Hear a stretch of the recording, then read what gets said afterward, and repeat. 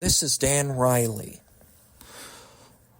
I regret that I didn't discuss the NFL's shift to black quarterbacks this February for obvious reasons.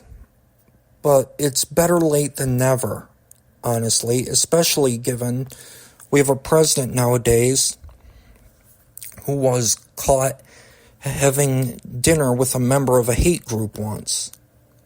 This story should give us some kind of hope. You have to understand, for the longest time, the National Football League didn't want teams giving the position of quarterback to African Americans. It was, of course, based on racism, the idea that African Americans shouldn't have had power. Other reasons included ugly, unjust racial stereotypes. But it changed for the better over time.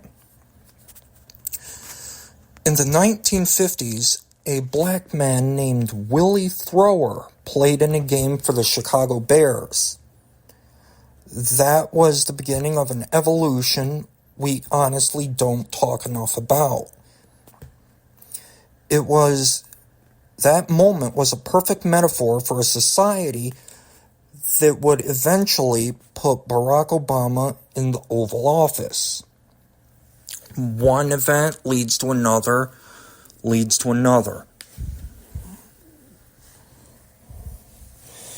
the civil rights era 10 years later, the Denver Broncos put a running quarterback named Marlin Briscoe under center.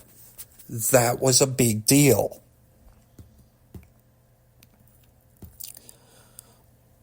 But it's what was happening in the 1980s and 1990s that really should give us hope. A team in Houston, in the state of Texas, mind you, called the Oilers, signed a man named Warren Moon to play quarterback for them. And yes, this was in Texas of all places. When I was 11, the Atlanta Falcons, drafted a man named Michael Vick. We are talking about the state of Georgia here. A team in the state of Georgia, which was not historically humane towards African Americans. Those two, Warren Moon and Michael Vick, wound up celebrities, beloved by people of many different races down there in Texas and Georgia.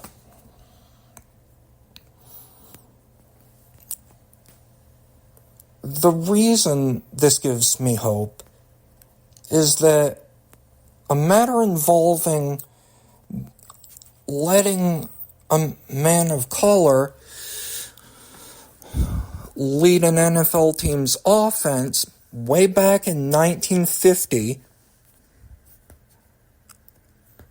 started a chain of events that led to black men getting other positions of authority, mayors, presidents.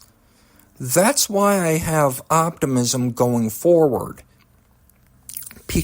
and why I want my listeners to vote for politicians who can help people in poverty of all races in the United States get out and improve their circumstances. One small decision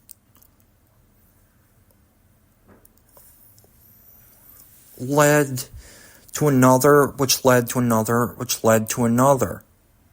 That should give us hope going forward in sports and other places. This is Dan Riley. Thank you so much for tuning in, and so long.